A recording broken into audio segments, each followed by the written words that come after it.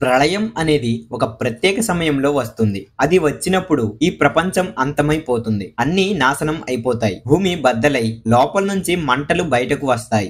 ఆకాశం ముక్కలైపోతుంది. అన్ని జీవులు, పక్షులు, చెట్లు అంతా నాశనం అయిపోతాయి. భూమి మళ్ళీ మంటలతో నిండిన ఒక గోళంలాగా మారిపోతుంది. అయితే ప్రతి మతంలో ఏదో ఒక విధంగా ఈ ప్రళయం గురించి చెప్పబడింది. పాపం తన పరిమితులను దాటినప్పుడు ప్రకృతి ఏదో రూపంలో అంతమయ్యి మళ్ళీ పుడుతుంది. అయితే మన సనాతన ధర్మం ప్రకారం కలియుగం అనేది చివరిది అని చెప్పబడింది. సత్యయుగం, త్రేతాయుగం, ద్వాపర యుగం తర్వాత మనం ఇప్పుడు కలియుగంలో జీవిస్తున్నాం. కలియుగం అంటే పాపాలు, అన్యాయాలు ఎక్కువై ప్రపంచం అంతమయ్యే సమయం. కానీ మన భారతదేశంలో ఎన్నో ఆలయాలు ఉన్నాయి. అక్కడ ఉన్న చిత్రాలు, పుస్తకాలు కేవలం కథలు మాత్రమే కాదు, అవి మన ప్రాచీన కాలానికి సంబంధించిన రహస్యాలు. అవి మనకు సమయం దగ్గర పడిందని సూచిస్తున్నాయి. ఎప్పుడైతే అన్యాయం పెరిగిపోతుందో, అధర్మం నడుస్తుందో, అప్పుడు భగవంతుడు మళ్ళీ అవతరిస్తాడని భగవద్గీతలో చెప్పబడింది. యదా యదా హి ధర్మస్య గ్లానిర్భవతి భారత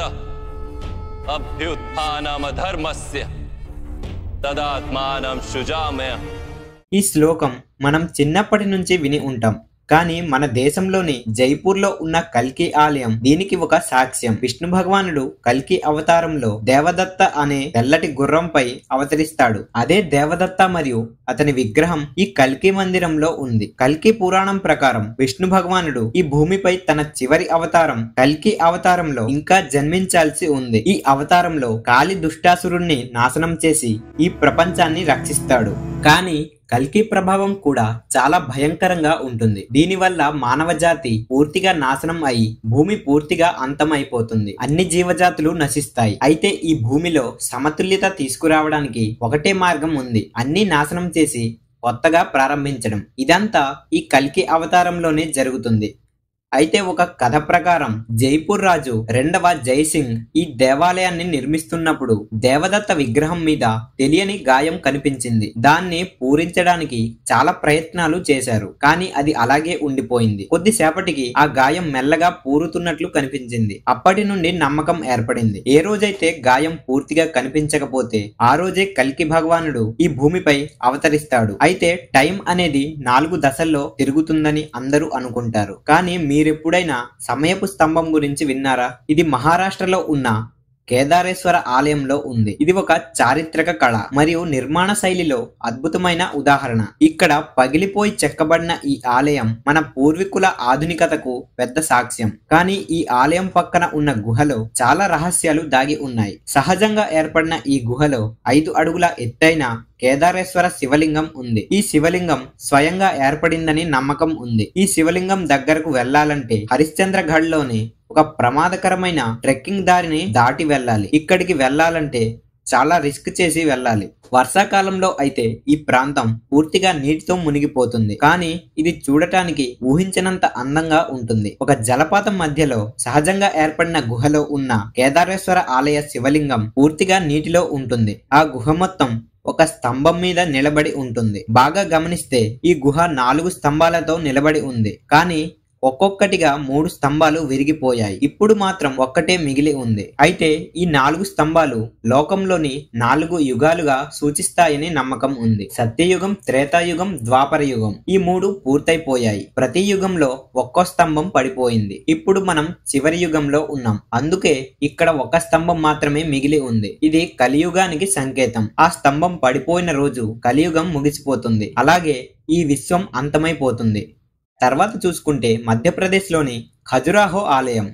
ఇది వేల సంవత్సరాల పాత శిల్పకళకు ప్రపంచవ్యాప్తంగా ప్రసిద్ధి చెందింది. ఇక్కడ మొదట 85 ఆలయాలు ఉండేవి. ఇప్పుడు వాటిలో కేవలం 25 మాత్రమే మిగిలి ఉన్నాయి. వాటిలో ఒక మతంగేశ్వర మహాదేవ్ ఆలయం ఉంది. ఇది ఖజురాహోలో అతిపెద్ద ఆలయం. అయితే దీని వెనక ఒక కారణం ఉంది. అదే ఇక్కడున్న శివలింగం. ఇది ప్రతి సంవత్సరం పెరుగుతూ ఉంటుంది. శరద్ పూర్ణిమ రోజు ఈ శివలింగం పొడవు 1 అంగుళం పెరుగుతుందని ఒక నమ్మకం ఉంది. ఈ ఆలయానికి సంబంధించిన ఒక కథ ప్రకారం ఒకసారి శివుడు పాండవుల పెద్ద అన్నయ్య యుధిష్ఠిరుణ్ణి రాజును చేసి ఆయనకు ఒక విలువైన మాయాజాల రత్నాన్ని ఇచ్చారు. యుధిష్ఠిరుడు ఆ విలువైన రత్నాన్ని సాధువు మాతంగ ఋషికి ఇచ్చాడు. చివరకు ఆ రత్నం మట్టిలో కలిసిపోయింది. దీని చుట్టూ మాయాజాలంగా ఒక శివలింగం ఏర్పడింది. మాతంగ ఋషి పేరుతో ఈ ఆలయాన్ని మాతంగేశ్వర ఆలయం అంటారు. ఆ రత్నం శక్తితో ఈ శివలింగం ప్రతి సంవత్సరం పెరుగుతుందని నమ్ముతున్నారు. అయితే ఈ ఆలయం పూజారి ఒకసారి ఇలా చెప్పారు, ఇక్కడి శివలింగం 9 అడుగుల ఎత్తుగలది. ఇది చాలా పొడవైనది. ఈ శివలింగం పై భాగం స్వర్గం అని నమ్ముతారు. ఇది పైకి వెళ్తుంది, కింది భాగం నరకం వైపు వెళ్తుంది. ఈ శివలింగం ప్రతి ఏడాది ఎలా పొడవు అవుతుందో కింద కూడా అలాగే పెరుగుతుంది. అయితే ఒక రోజు ఈ శివలింగం పాతాళ ద్వారాన్ని తెరుస్తుంది. ఆ రోజు కలియుగం ముగుస్తుంది. ఈ ప్రపంచం నాశనం అయిపోతుంది. తర్వాత చూసుకుంటే జోసిమఠ్ పాడవ్వడం. ఈ జోసిమఠ్ ఉత్తరాఖండ్ హిమాలయాల దగ్గరున్న ఒక చిన్న పట్టణం. ఇది మెల్లగా నేలలో మునుగుతుంది. ఇక్కడి ఇళ్లకు రోడ్ల మీద పగుళ్లు కనిపిస్తున్నాయి. ఇక్కడి వాళ్ళందరి దృష్టి భయంకర పరిణామం వైపు ఉంది. కానీ ఇక్కడ ఒక దేవాలయం ఉంది. ఇది శతాబ్దాలుగా హెచ్చరికను అందిస్తుంది. అదే ఉత్తరాఖండ్ లోని నరసింహ మందిరం. ఇది విష్ణు భగవానుడి ఒక అవతారం. అయితే ఒక పాత కథ ప్రకారం 8వ శతాబ్దంలో ఆది శంకరాచార్యులు జోసిమఠ్లో విష్ణు భగవానుడి రూపంలో నరసింహమూర్తి విగ్రహాన్ని ప్రతిష్ఠించారు. కానీ అదే సమయంలో ఆయన ఒక భవిష్యవాణి కూడా చెప్పాడు. ప్రతి సంవత్సరం ఈ నరసింహ విగ్రహం యొక్క ఒక చెయ్యి సన్నగా అవుతుంది. ఎప్పుడైతే ఆ చెయ్యి విరిగిపోతుందో ఆ రోజు భూకంపం వస్తుందని, తిజయ్ మరియు విజయ్ అనే 2 పర్వత శిఖరాలు దగ్గరగా ఉండి హిమాలయాలు పతనం అవుతుందని, బద్రీనాథ్ శాశ్వతంగా మూసివేస్తుందని కూడా చెప్పారు. అయితే దీని గురించి మరొక కథ కూడా ఉంది. అయితే ప్రతి మతం ఈ ప్రపంచం నాశనం గురించి చెప్తుంది. క్రిస్టియన్ మతంలో ఆర్మగెడోన్ న్యాయ దినం ఉంది. ఇస్లాంస్ లో విచారణ దినం ఉంది. అలాగే బౌద్ధ మతం, నార్స్ పురాణాలు, గ్రీకు పురాణాలు కూడా ఇలాగే చెప్తున్నాయి. ఏదో ఒక రోజు ప్రపంచం అంతా నాశనం అయిపోతుంది. ఈ విశ్వం అంతమైపోతుంది. ఆ తర్వాత భూమి మళ్ళీ కొత్తగా పుడుతుంది. సైన్స్ కూడా ఇదే చెప్తుంది.